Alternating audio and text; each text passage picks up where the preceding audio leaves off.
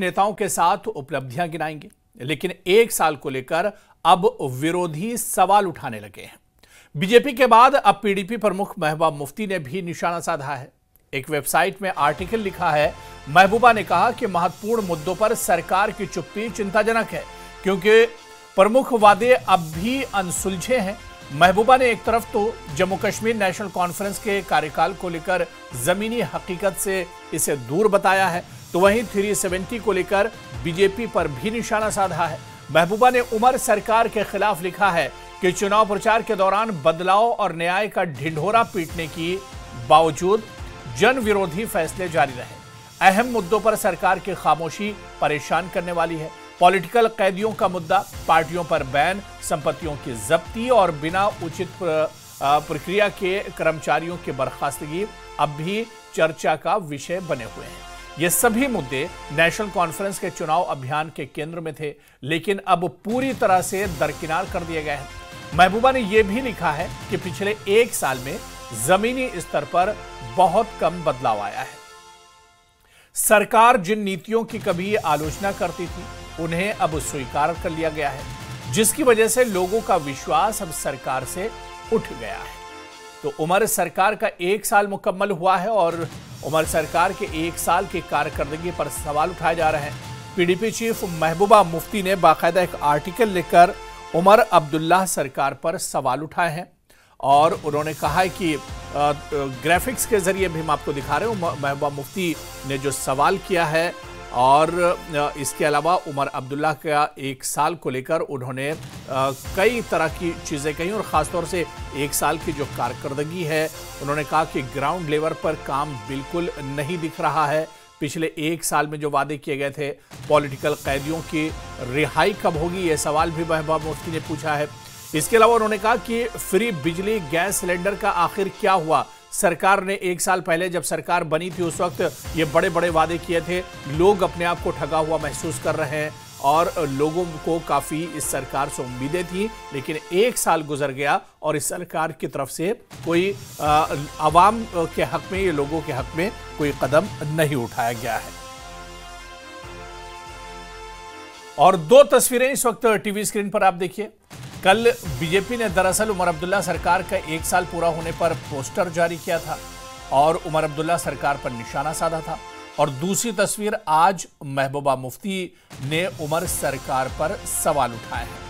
तो आज महबूबा ने उमर सरकार पर निशाना साधा है और कल इससे पहले बीजेपी ने बाकायदा पोस्टर जारी करके उमर अब्दुल्ला से उनके 1 साल के कार्यकाल और 1 साल की कारकर्दगी को लेकर सवाल उठाए थे, और आज महबूबा मुफ्ती ने उमर अब्दुल्ला सरकार पर सवाल उठाए हैं। उमर अब्दुल्ला सरकार की 1 साल की जो कारकर्दगी है, 1 साल में उन्होंने क्या किया है और 1 साल में उमर अब्दुल्ला सरकार कहां पहुंची, उनके जो वादे थे वो कितने वफा हुए हैं, उनके वादे कितने पूरे हुए हैं, या उनके जो वादे चुनाव के वक्त किए गए थे उन पर कितना काम हुआ है, इसे लेकर महबूबा मुफ्ती ने बाकायदा सवाल उठाए हैं। तो उमर अब्दुल्ला सरकार का 1 साल जरूर पूरा हो गया है, लेकिन अब 1 साल पूरा होने के बाद उमर अब्दुल्ला और नेशनल कॉन्फ्रेंस की सरकार की कारकर्दगी पर सवाल उठाए जा रहे हैं। सीधे जम्मू का रुख करेंगे। हमारे संवाददाता समीर भट्ट हमारे साथ जुड़े हुए हैं। समीर, कल भी हम बात कर रहे थे कि उमर अब्दुल्ला सरकार का 1 साल पूरा हो रहा है और आज उमर अब्दुल्ला सरकार का 1 साल पूरा हो चुका है। आज उमर अब्दुल्ला प्रेस कॉन्फ्रेंस भी जम्मू में करेंगे और अपनी सरकार की जो उपलब्धियां हैं, कारकर्दगी है, उसके बारे में बताएंगे। लेकिन इस 1 साल को किस तरह से देखा जाए? 1 साल उमर अब्दुल्ला सरकार का पूरा हुआ है और जो अपोजिशन पार्टियां हैं वो सवाल पूछ रही हैं, 1 साल का जो कारकर्दगी है उसके बारे में पूछ रही हैं। समीर, देखिए, अगर आप कल के स्टेटमेंट जो उमर अब्दुल्ला, चीफ मिनिस्टर उमर अब्दुल्ला ने कल एक स्टेटमेंट दिया, बाइट दी, मीडिया के साथ बात की और उन्होंने माना कि जो पिछला साल था, जो 1 साल रहा है, वो फुल ऑफ चैलेंजेस रहा है और उमर अब्दुल्ला भी खुद जानते हैं और उन्होंने माना है कि जो वो करना चाहिए था, जितनी चीज़ें करनी चाहिए थी, जो वादे उन्होंने किए थे, उन्होंने इशारों में ये माना कि वादे सारे पूरे नहीं हो पाए हैं। लेकिन उनके पार्टी के नेता और खुद चीफ मिनिस्टर ये कहते हैं कि अभी हमें 4 साल और है, अभी आप इतना पेशेंस थोड़ा रखिए, आगे के दिनों में हम सारी चीज़ें जो है धीरे धीरे करके हम सारी जो प्रॉमिसेस हैं, जो वादे हैं, हम उनको पूरा करेंगे। लेकिन जो अपोजिशन है और जो महबूबा मुफ्ती ने आज लेख लिखा है उससे पहले कल जो सॉरी जो बीजेपी ने एक पोस्टर जारी किया है, तो कहीं ना कहीं जो अपोजिशन पार्टीज हैं वो लगातार हमलावर हैं उमर अब्दुल्ला पे। देखिए इसमें दो चीजें हैं, जो महबूबा मुफ्ती ने कहा है वो ज्यादा पॉलिटिकल नैरेटिव्स की बात है, जो पॉलिटिकल प्रॉमिसेस किए गए थे, जिसमें स्टोन जो पीएसए जिन पे लगा है, जो जेलों में बंद है बाहर, उनकी रिहाई की बात थी, 370 पर बात करने की बात थी, और भी कई जो पाकिस्तान के साथ बातचीत, जो पॉलिटिकल एक प्रॉमिसेस मैनिफेस्टो में नेशनल कॉन्फ्रेंस ने किए थे, महबूबा मुफ्ती ने उन पे ज्यादा जोर दिया और कहा कि देखिए आपकी एक अंडरस्टैंडिंग, उन्होंने एक इल्जाम लगाया कि आपकी एक अंडरस्टैंडिंग बीजेपी के साथ है, सेंट्रल गवर्नमेंट के साथ है, इसीलिए आप साइलेंट रहे, आप पिछले एक साल में साइलेंट रहे। और जो बीजेपी ने उनके मुताबिक, महबूबा मुफ्ती के मुताबिक, जो बीजेपी गवर्नमेंट ने यहाँ पे करना था, चाहे वो एम्प्लॉयज की बर्खास्तगी की बात है, पीएसए लगाना या लोगों को जेलों में बंद करना, तो आपने उसमें मौन धारण किया, आप सिर्फ तमाशा देखते रहे क्योंकि आपकी अंडरस्टैंडिंग है बीजेपी के साथ। एक बड़ा इल्जाम उन्होंने लगाया। अगर हम अगर रोहला की बात करें तो आपको याद होगा हुरेरा 2 दिन पहले भी उन्होंने कहा है, उन्होंने ये कहा है कि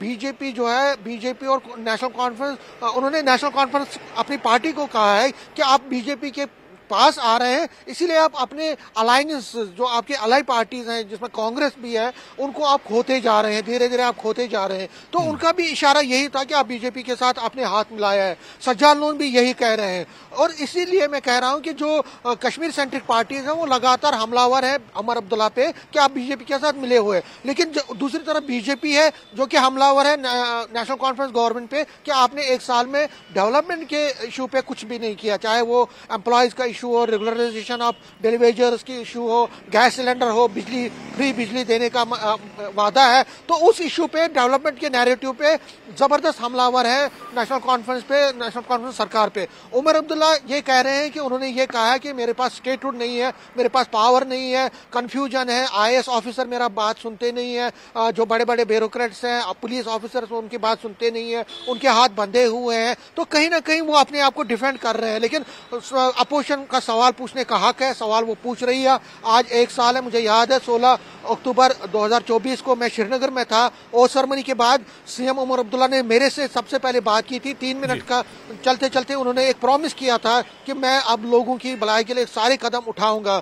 आज फिर वो प्रेस कॉन्फ्रेंस देने जा रहे हैं और हम उनसे ये सवाल पूछेंगे कि जो अपोजिशन है वो क्यों इतना बेचैन है और क्यों हमलावर है आप पे। और अगर हम लोगों की देखिए, आज हम उमर अब्दुल्ला जम्मू में है, एक यहाँ पे एक फंक्शन को वो 2 बजे भी उनका एक फंक्शन है जिसमें वो डेलीवेजर की रेगुलराइजेशन, जो हेल्थ डिपार्टमेंट के हैं उनको रेगुलराइजेशन का सर्टिफिकेट देंगे। तो कहीं ना कहीं वो ये दिखाना चाहते हैं कि जो डेलीवेजर्स हैं जो एडहॉक बेसिस पे हैं उनकी भलाई के लिए वो काम कर रहे हैं, लेकिन लोगों के मसले और मसाइल बहुत हैं। देखिए पहलगाम अटैक के बाद टूरिज्म खत्म हो गया, ऑपरेशन सिंदूर के बाद लोगों में बेचैनी बढ़ गई, बहुत सारा नुकसान हुआ, उसके फ्लड ने तो पूरा जम्मू कश्मीर में हर जगह पे त्राही त्राही मचा दी। तो उमर अब्दुल्ला के लिए एक बहुत बड़ा चैलेंज है आगे के दिनों में उनकी रिहेबिलिटेशन करना। जो नुकसान पहुंचा है पिछले 1 साल में टूरिज्म को, आम लोगों को, मकानों को, बॉर्डर पे रहने वाले लोगों को, उसकी भरपाई करनी है। और जो लोगों को उन्होंने वादे किए हैं, चाहे वो गैस सिलेंडर के हवाले से कहा,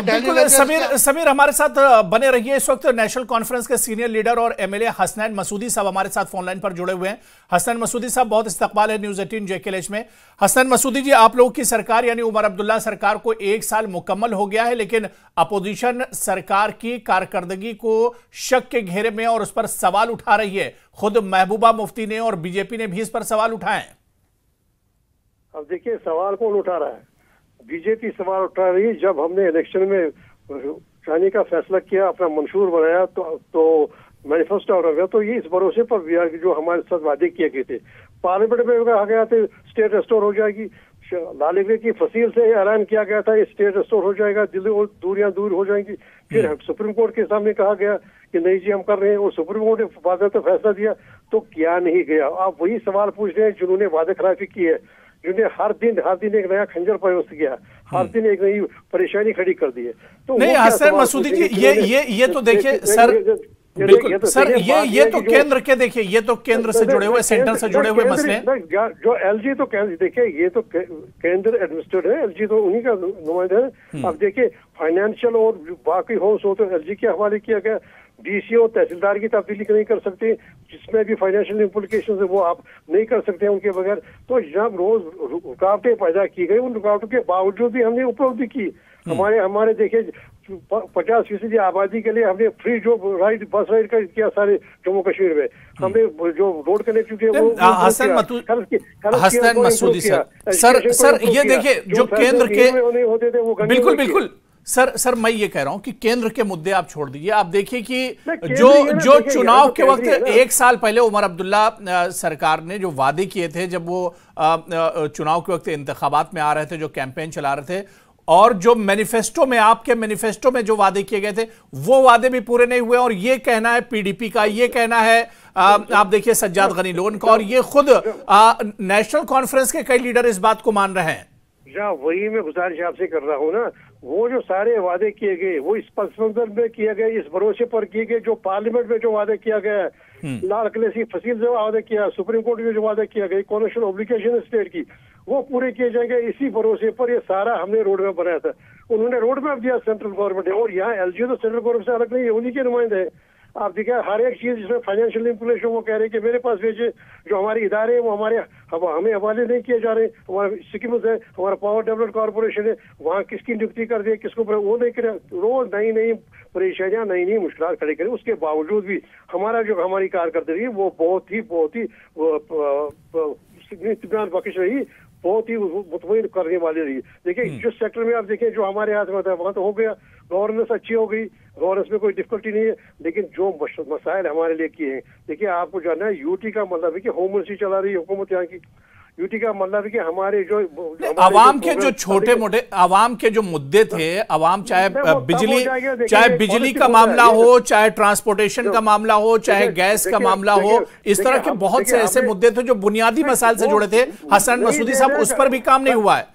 इस पर भी अपोजिशन कह रहा है कि बुनियादी लोगों के मसाइल 1 साल में हल नहीं हुए। देखिए करने नहीं दे रहे क्योंकि इसके फाइनेंशियल इंप्लीकेशंस और ये एलजी के हाथ में। अब देखिए हमने कहा शेयर प्राइस शॉप्स इंक्रीज करेंगे। देखिए पहले हमने लीगल इश्यूज का डील करने पड़े, जो गवर्नर इंतजामिया जो हिप अप किए थे इश्यूज, जो परेशानियां की थी, हमें वो पहले क्लियर करनी पड़ी। अब हम चाहते हैं कि फेयर प्राइस शॉप हो किसी लोकेलिटी में, कहते हैं कि नहीं फाइनेंशियल इंप्लीकेशन ये एलजी करेगा। हम कहते हैं कि यहाँ पर ये इसमें ये सहूलत होनी चाहिए, राहत होनी चाहिए फीस में, कहते हैं कि नहीं ये एलजी फाइनेंशियल इंप्लीकेशन। हर दिन नई मुश्किलात पैदा की जा रही है सरकार के, और उसके बावजूद भी बड़ी संजीदगी के साथ और बड़ी हिकमत अमली के साथ उमर अब्दुल्ला साहब ने ये सरकार 1 साल तक चलाई और कामयाबियां दर्ज की। और यहाँ पर मुख्तलिफ जो हमारी हेल्थ सेक्टर हमारा है इस वक्त बिल्कुल फाल है, बिल्कुल एक्टिव है, और हर जगह हेल्थ के सेक्टर की जो भी उसको मुस्तकम किया गया, एजुकेशन मुस्तकम की। जो फैसले पहले महीनों में नहीं लिए जाते थे वो फैसले घंटों में लिए गए, दिनों में लिए गए, हफ्तों में लिए गए। अब जनाब हर जगह तो एजुकेशन में, हेल्थ केयर में, रोड कनेक्टिविटी आप देखिए कैसी हो रही है हर जगह। तो इस वक्त जो ये ब्लैक टॉपिंग है या बाकी जो है वो इम्प्रूव हो रही है, पीने के पानी इम्प्रूव। लेकिन जहाँ है हमारे सरकार के रास्ते में रोज मुश्किलात हायल की जाती हैं, और उलट के वही बीजेपी हमें कह रही है कि क्या हुआ। अरे भाई आप तो कर रहे हैं, आपने वादे किया था, आपकी कॉन्स्टिट्यूशनल ऑब्लिगेशन है, आप रेस्टोर कीजिए स्टेट, आप दे दिए आवाम को हुकूक उनके दे दिए, वो दे नहीं रहे जी। यानी जो काम में रुकावट आ रही है वो केंद्र सरकार की तरफ से आ रही है, और केंद्र सरकार जम्मू कश्मीर सरकार की मदद नहीं कर रही। बहुत बहुत शुक्रिया हसन मसूदी साहब हमारे साथ जुड़ने के लिए और अपना कीमती समय देने के लिए। समीर आपका भी बहुत बहुत शुक्रिया हमारे साथ जुड़ने के लिए और बातचीत